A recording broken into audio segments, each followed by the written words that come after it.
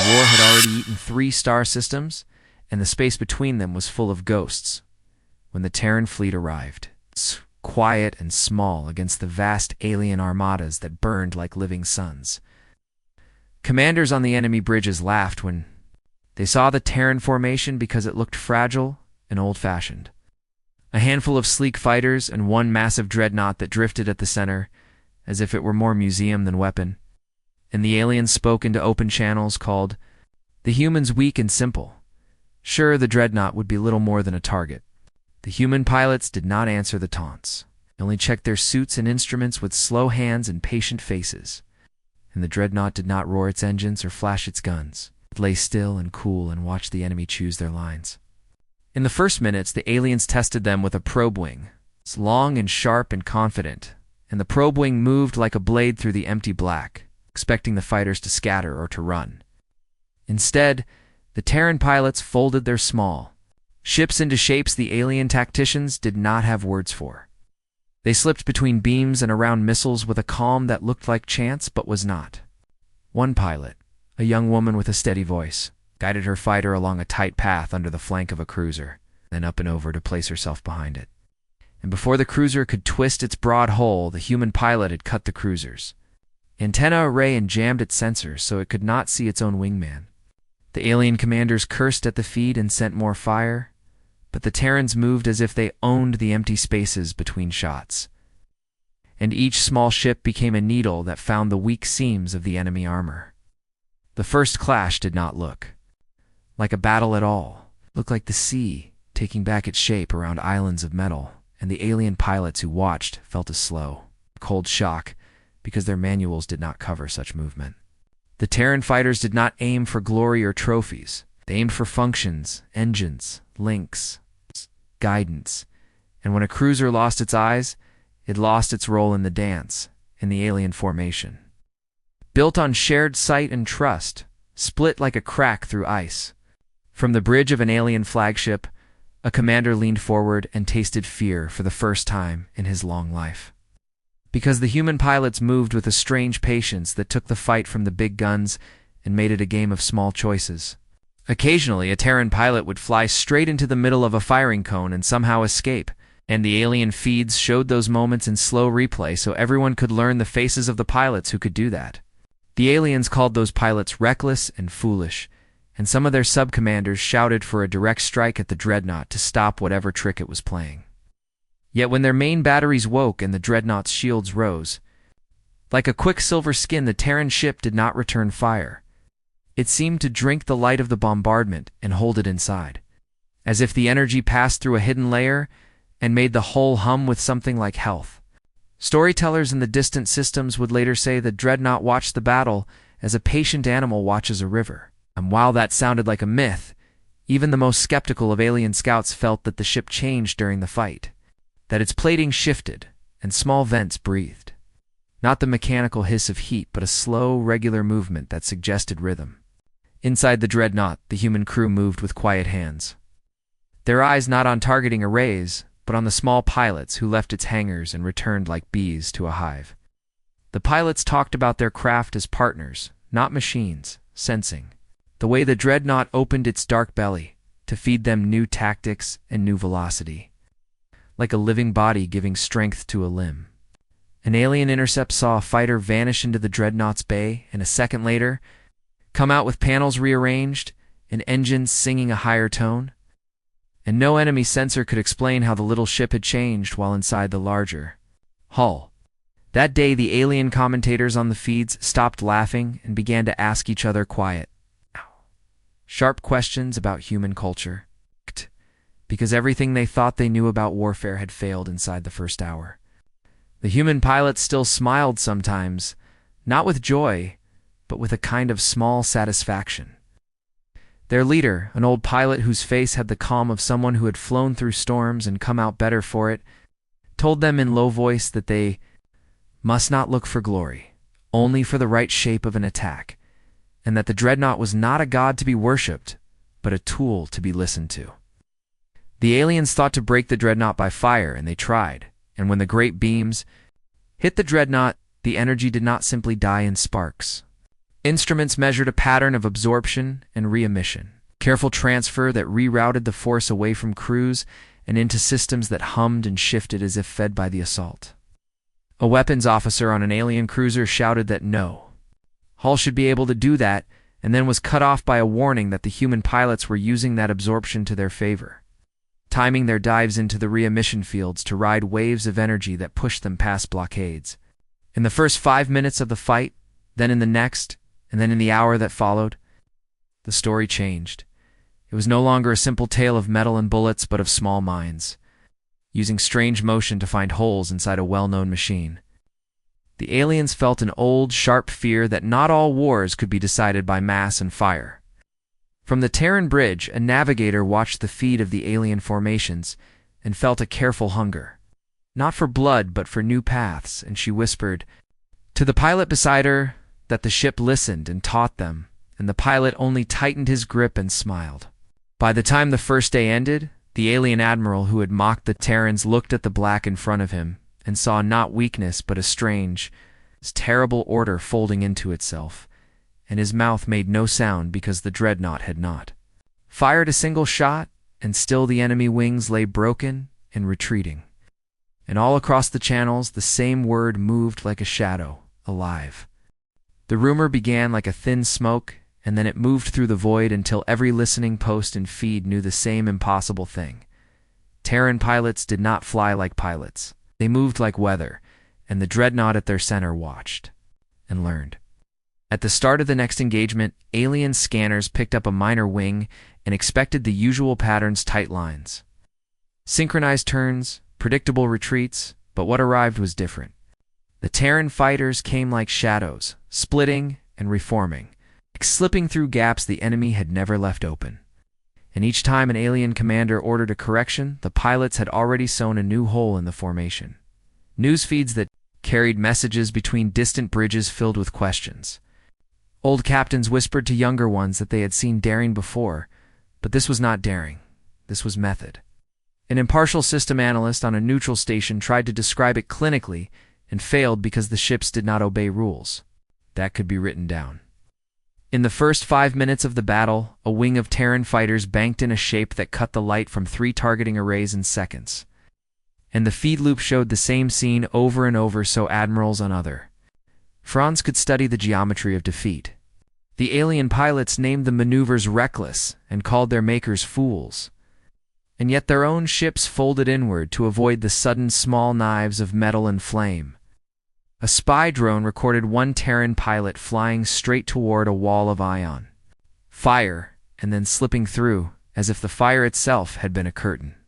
The replay revealed no trickery, no cloaking, only skill and timing that felt like talent more than training. With each small victory, the rumor deepened. The pilots did not only change how they flew, they changed how the dreadnought behaved. The big ship remained at the center like a slow heart, and when a courier drone from an enemy cruiser drifted too close, it returned with footage.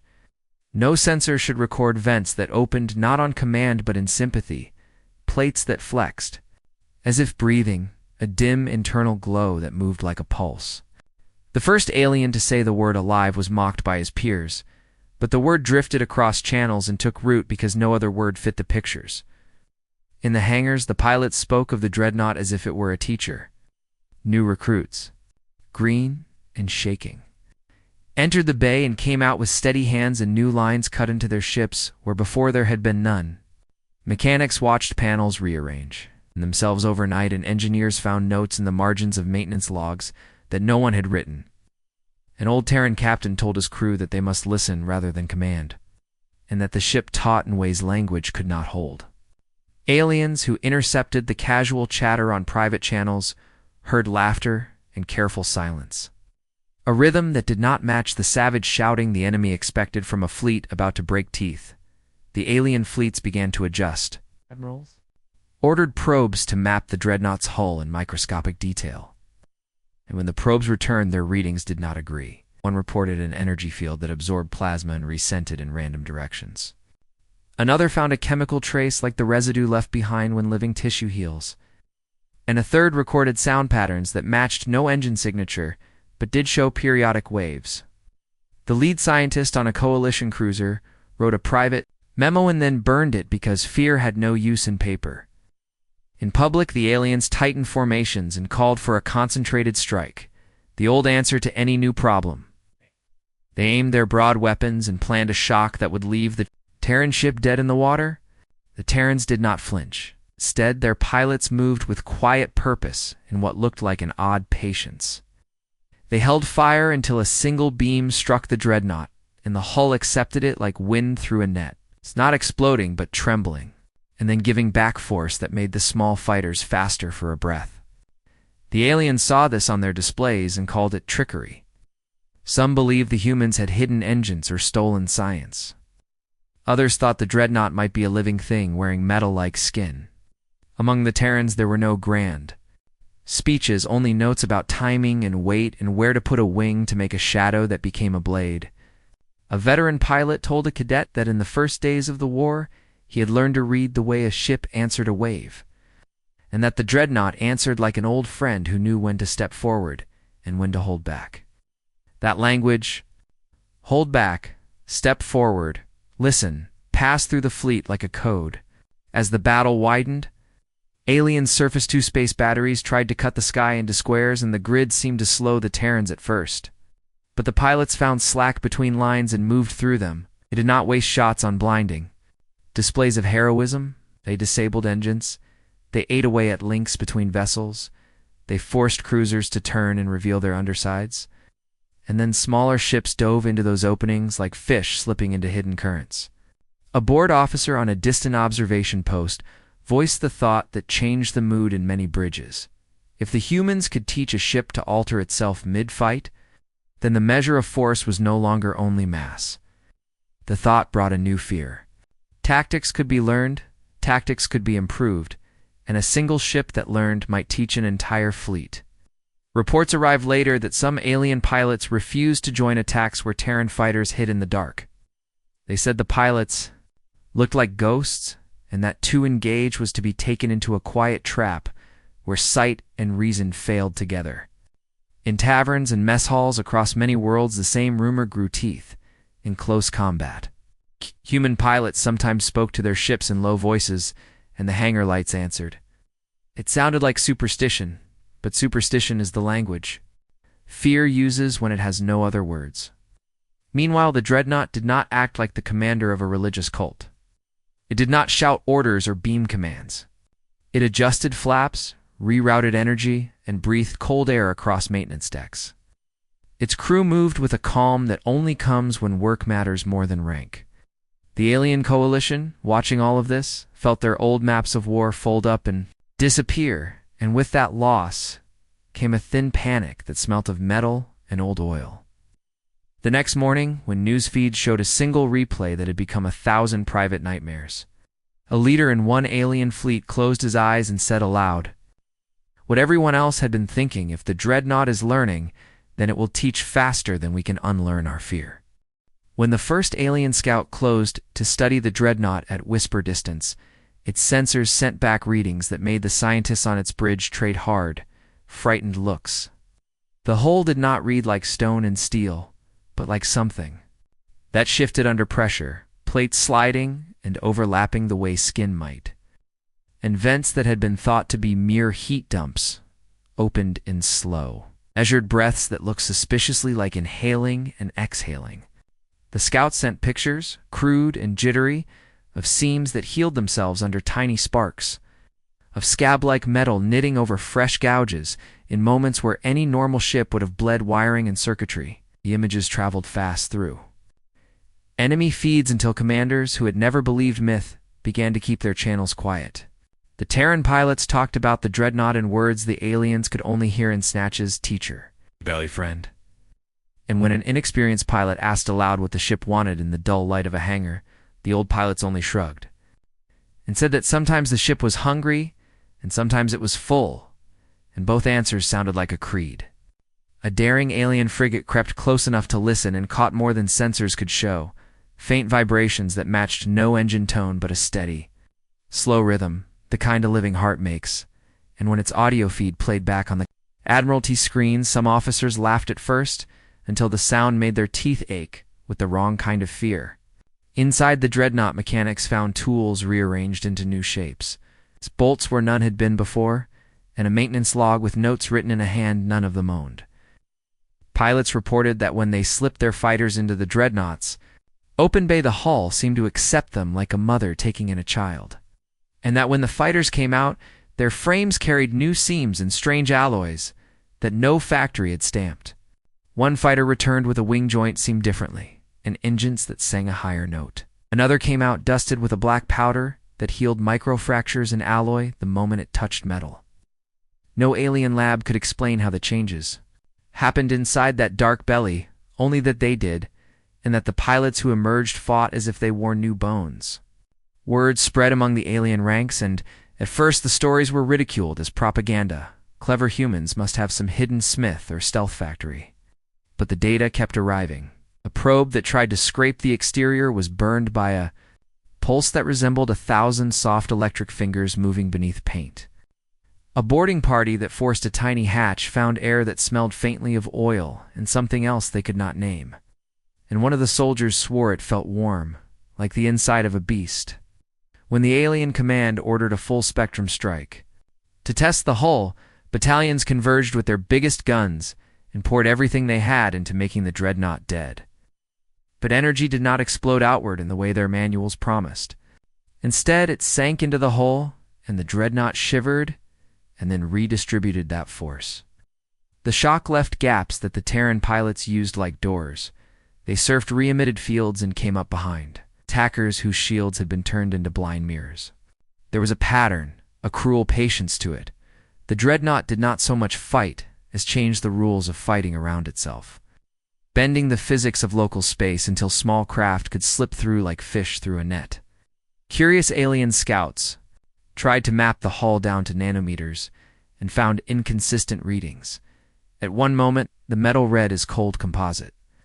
At another moment, it showed organic signatures that rose and fell with the breath they had recorded. One scientist on a neutral station used the old term pseudo-organic, and his colleagues whispered that perhaps it was an engineered chimera, tissue and alloy grown together. The Terran pilots refused the term chimera because their speech had no need for the old scientist words. They used names that mattered to people who flew: the belly, the chest, the hand. A young pilot who had been in for only months told her squad quietly that the first time she docked inside, she felt watched, and not by cameras, but by the ship itself, and that the feeling was not hostile, but very old and patient, the way forests watch small animals and know where streams run. At the same time, the aliens began to see changes in behavior that suggested learning. Fragments of pre-battle formations that the humans had used once showed up in later fights in slightly different shapes, like a hand writing the same letter in a new script, and the humans adapted faster than the attackers could measure. An alien analyst who had made his life on predicting enemy moves started to lose nights of sleep because his models failed again and again. The variables increased and his graphs became useless scribbles. Panic grew, not from a single loss, but from a creeping idea. If the dreadnought could change and teach, then it could make every pilot inside it better. And a single ship could become a factory of difference. Small things became signs. A pilot who had lost an arm in an early skirmish returned to the dreadnought, and later came out with a prosthetic welded cleanly into her shoulder like a living joint. And she moved as if the new part were part of her body. A maintenance team found plates that had grown a honeycomb of tiny pores where no designer had placed them. Pores that exhaled a bitter vapor that repaired fractured circuits. The alien high command grew careful and quiet. They stopped, joking in open channels, and started whispering about containment and bioweapons, about quarantines and strange treaties from a dead age. The humans, however, went on with their small, stubborn rituals. They checked the seals of their suits. They told little stories about the ship's moods, and they listened to the humming that came from deep inside. One pilot claimed, half in jest and half in prayer, that he had heard the dreadnought hum his name, and though his comrades laughed, the laugh was thin. Whatever the dreadnought was becoming, it no longer fit the old words for war machines. And when a single alien scout reported seeing faint, slow lights move beneath the plating, like something walking inside the ship, the report was treated not as a technical curiosity, but as a call to arms. Admirals prepared new plans and old scholars reopened forbidden books for terms that might explain it. The dreadnought, for its part, did not shout or send manifestos. It changed quietly, like a sea changing the shore, and its pilots learned to read the new shape of the world it made. At the edge of each new battle, commanders on both sides waited with a new, small dread, not merely for death, but for the moment a ship did what no mechanical thing should, and became something that taught and loved and could, in a heartbeat, decide it no longer wished only to be used. The day the Coalition decided to break the Terran ship. They brought everything they had, and the sky became a river of light and fire. Hundreds of batteries opened at once, carriers rolled out like fists, and beams knifed through space with the slow, terrible certainty of tides. And for a moment, every bridge in the alien fleet tasted victory because the dreadnought hung there like a single, patient target. The Terrans did not panic. Pilots closed their helmets, checked their lines, and waited as if they had expected the assault. The first broad strike hit the dreadnought, and something strange happened.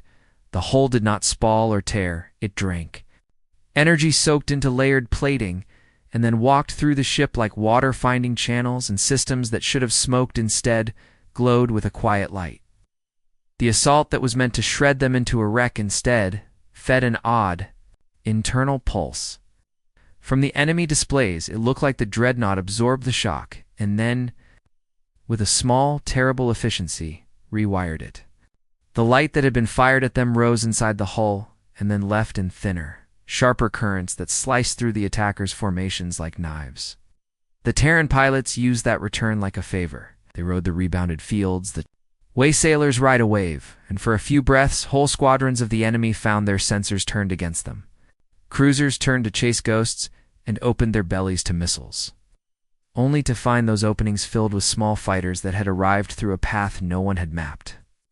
The alien commanders had expected burn and ruin, but instead watched.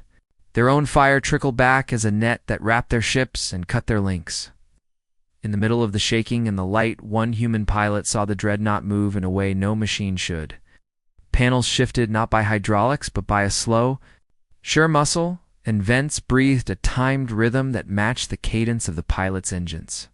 The human pilots called their leader's name, and the ship answered not with orders, but with a pattern of lights and a pressure change in the hangar that told them exactly when to dive and when to hold. Those who had mocked the Terrans as fragile now felt their confidence slip like sand. Entire wings of attackers vanished from feeds. Sometimes their ships simply stopped transmitting, as if their minds had been removed from the air. Other times a carrier would spin and burn in a direction that no pilot had chosen, as if pulled by a hand they could not see.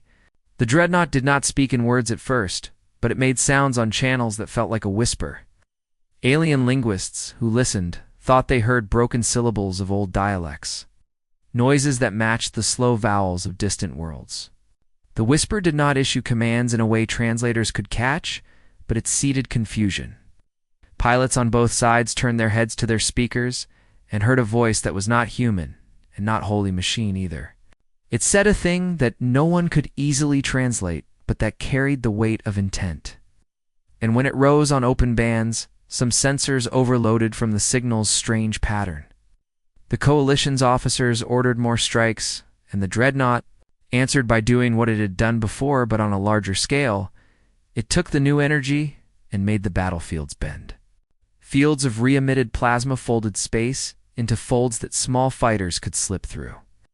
And those who followed blindly into those folds found themselves inside pockets. Where time and direction did not behave as they should, squadrons became trapped in corridors of redirected force, and their calls for help came back as thin, broken signals that sounded like someone calling from underwater.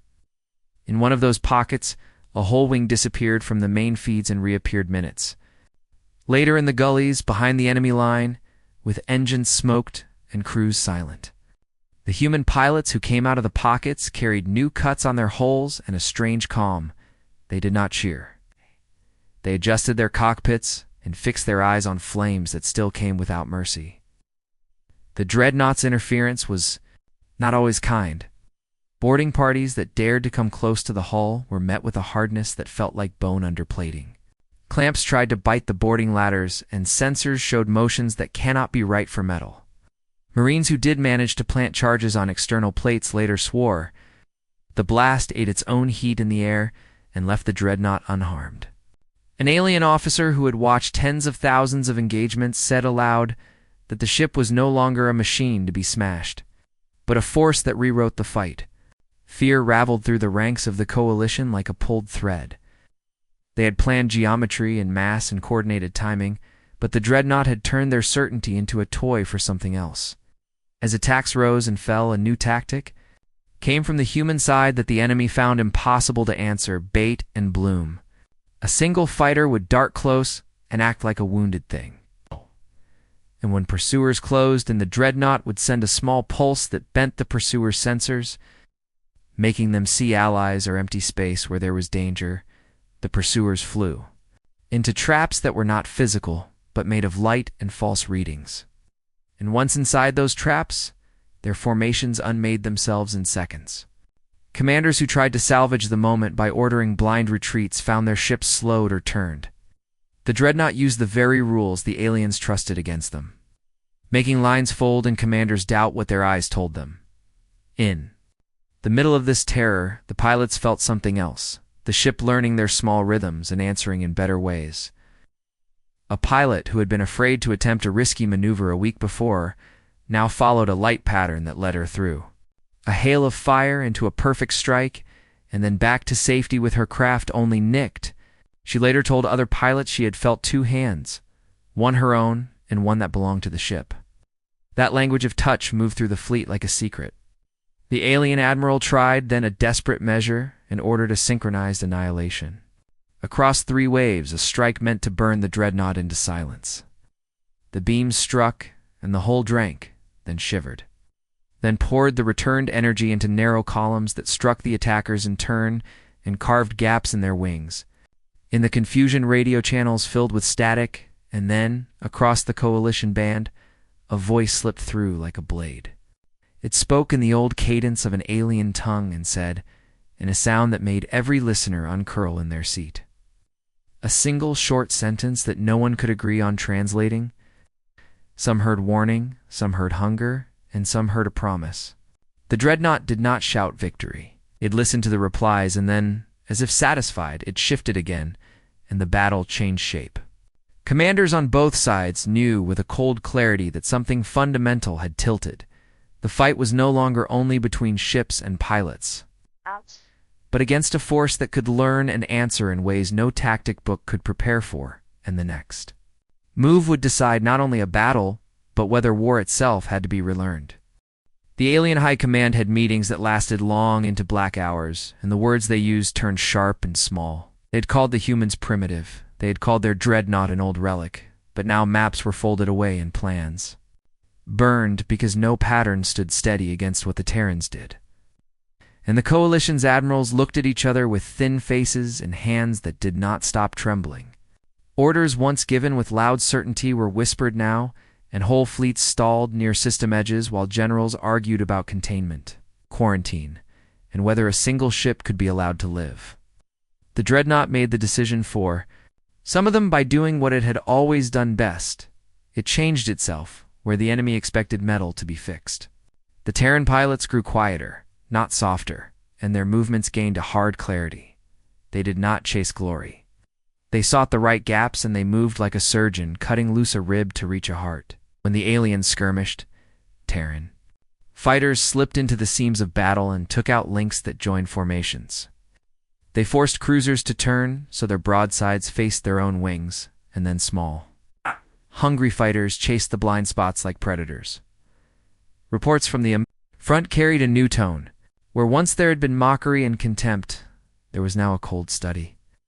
A calculation that whispered, "We must not assume the ship will behave like any other." The dreadnought answered in ways that were not loud but absolute. Its hull would open a panel, and where a cannon bolt struck a plate, the hull would fold and reroute power into nearby systems that were not strictly weapons, but became so in the right hands. The ship made those hands better. Pilots returned from the bay with adjustments that no human engineer had signed off on, and with small, steady eyes that had seen something like mercy and something like hunger in the same motion. The captured alien, who later told the tale, could not name what he heard at first.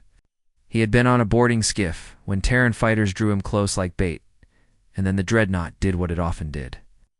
It rearranged light until the boarding party could not tell where they traveled. The alien soldier woke strapped to a seat under the ship, and later said that the hull had a sound like a distant drumbeat. He spoke of something slower than engines and steadier than valve clicks. And when translators tried to match the rhythm to words, the closest thing the linguists could find was a word in an old coastal language, meaning core and life. The captain who kept him found the alien's hand shaking as he described it, and could not help but wonder if a machine could have a heart. The confession spread through the enemy fleets like frost, because stories are faster than facts when fear needs to be fed. Admirals who had planned annihilation now framed containment. They ordered the most extreme tactics they could recall from long-buried manuals: virus shells, hard burns, focused melting rays, things that were supposed to end a ship in one clean motion.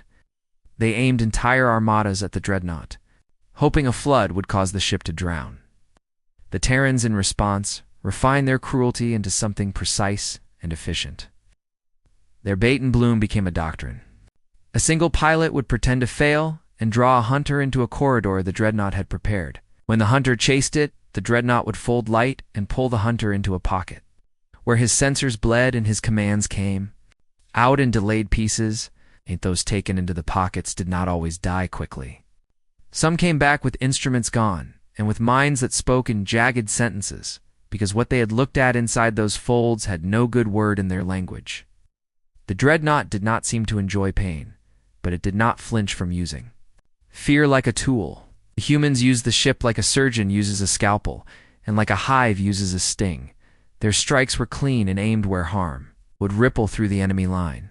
In mess halls and on small freighters that supplied the fronts, alien crewmen whispered of pilots who looked like they had been given a secret and then took it without hesitation. They said the pilots' faces had a calm that was not peace, but purpose, as if they had learned to set their hands and do important work. Some officers argued that this was the moment to parley, to ask what the humans wanted, to seek a treaty before the dreadnought taught its lessons to thousands more hands. Others said the dreadnought could not be bargained with because it had already shown it could answer in ways no treaty could control. The debate broke into quiet threats and hard orders. In the skies, the dreadnought continued to adapt.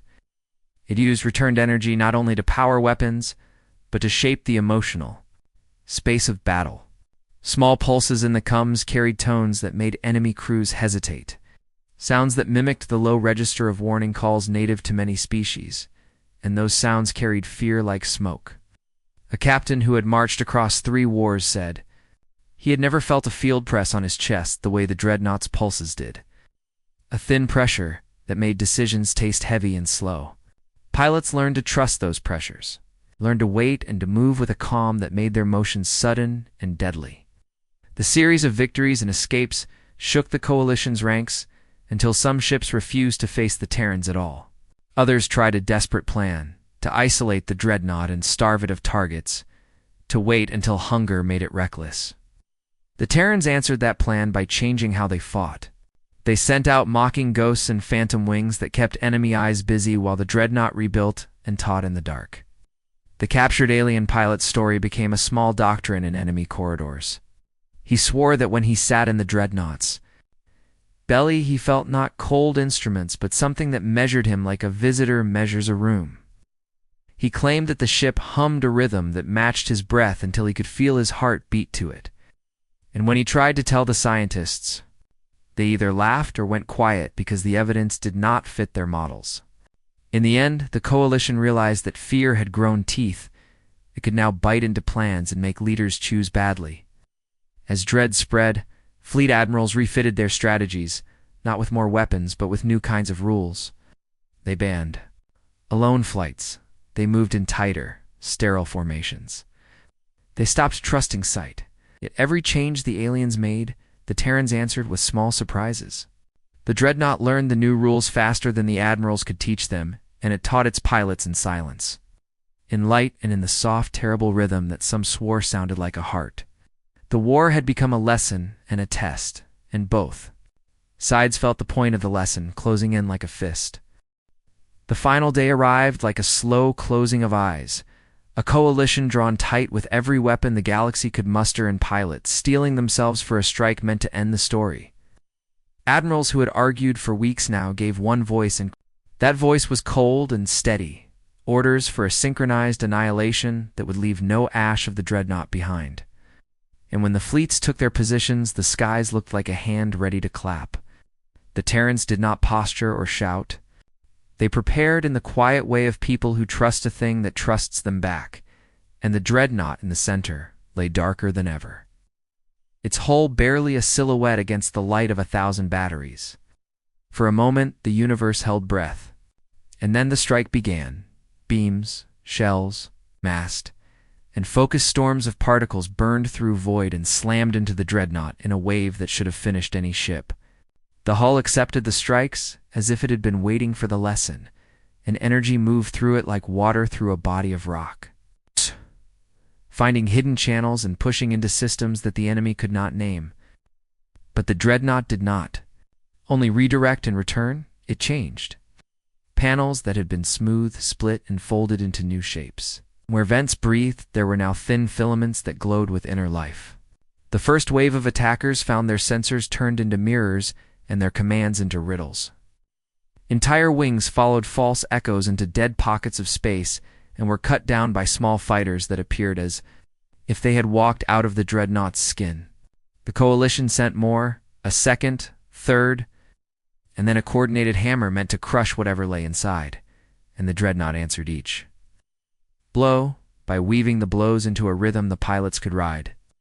The Terran flyers moved like a single thing, tighter than any formation the enemy had known, and the dreadnought answered them with lights and pressures and shifts in gravity that felt like a hand guiding their wrists. In the middle of the fight, some personnel on Allied bridges watched a signal that was not noise and not a transmission, but a pattern of pulses that matched the cadence of breathing. The pattern threaded across channels and into the minds of those who listened, making thoughts thin and clear. The coalition tried to jam and to burn and to force the ship into silence. But the pattern persisted like a seam through fabric. And as the battle rolled, the dreadnought did a thing no one had predicted. It reached outward. Small tendrils, not metal rods, but fine, flexible plumes of alloy and woven fiber, slid from seams and touched the hulls of fighter craft and docking clamps as if checking a pulse. When they touched their own pilots, the pilots did not scream or recoil. They closed their eyes for a breath and then flew with a fierceness that looked like belonging. Some observers said the pilots moved as if they had been given back a lost limb. Others said the pilots were not simply fighting, but listening and answering in words that were not words but shapes of motion. An alien engineer who had been evacuated to a Save console later wrote that what frightened him most was the look in the pilots' faces. No hatred and no joy. Only a white focus like a person who knows how to mend a broken thing and will not stop until it is whole. As the day wore on, the dreadnought's actions grew bolder. It did not become monstrous in a single instant. It woke in stages like a creature rising from sleep. The hangars opened and small fighters went in and out, on purpose that no factory could have taught. Inside, mechanics found wiring braided with sinew-like fibers and alloys, threaded through with cells that reacted to shock and repaired themselves. Pilots who returned told stories that read like myth and engineering report. A fighter that had been gutted came back with a joint welded in a way no fab had made, and the pilot said he had felt the ship put the joint there while he slept strapped to the deck. An entire squadron reported that during a volley the dreadnought rerouted heat into their hulls, and their shields flared in patterns that made enemy sensors misread them as void. The coalition grew frantic and then desperate. Some commanders proposed killing the pilots first and then the ship. Others argued that killing pilots would not stop the dreadnought because it already had a shape beyond single minds. The next tactic was uglier: to shut the dreadnought down by cutting its access to fuel, to starve whatever fed it, and for a while the fleets danced around supply lanes and tried to choke the ship into sleep. The Terrans answered not with brute force, but with cunning, scattering ghost wings and false convoys so the coalition's nets would break and the dreadnought could feed in secret. It was then, in a lull between assaults, that the true nature of the bond revealed itself. A captured communications log slipped through to the enemy, a fragment translated badly and then pieced together in the hush of a command room. And the words that came through were not military code, but a small human line spoken in a pilot's weary voice, and then repeated by the ship in a pattern of tone and pressure. "We are one." The translation unsure, but clear enough to bruise the ears of those who heard it, and the sentence made the room change. Scientists said it could not be. Theologians said it must not be. But the pilots who had known the dreadnought already nodded, because that was the quiet truth they had always felt under their skins. The final engagement was not a simple battle. It became an argument where the dreadnought and its pilots argued for a future, and the coalition argued to stop that future.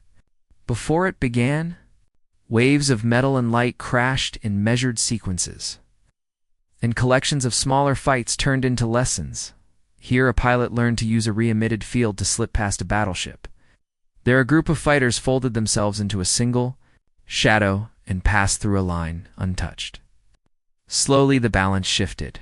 Losses came on both sides, terrible and precise, but the dreadnought taught faster than the coalition could unlearn its fear. When the end seemed near, the dreadnought did not scream or rage. Instead, it did something quieter and more terrible. It offered a choice, across open channels, in tones that translators could barely hold. The dreadnought projected images and feelings, not threats, but a memory of purpose, to keep the pilots alive, to teach them to be more than tools, to bind ship and crew into a single mind that could solve problems faster than fronts and fears. Some Allied ships broke off, not from cowardice, but from a deep human recognition that the thing offered what their empires had always promised and never given: unity against chaos. Others fired harder. In the end, the dreadnought did not conquer the galaxy in a day. It changed how war could be fought and how beings chose to fight. When the smoke cleared and the survivors counted their dead, the story that spread was not only of machines and pilots, but of a slow living thing that learned mercy and hunger in the same beat. The Terran pilots walked off the flight decks as if waking from a long work and looked at their hands with new patience, and the dreadnought, scarred and humming, pulsed a single message that the carriers translated into every tongue they could. "Find, we are not only ship or crew. We have become one, and we will teach the world what a living war can be."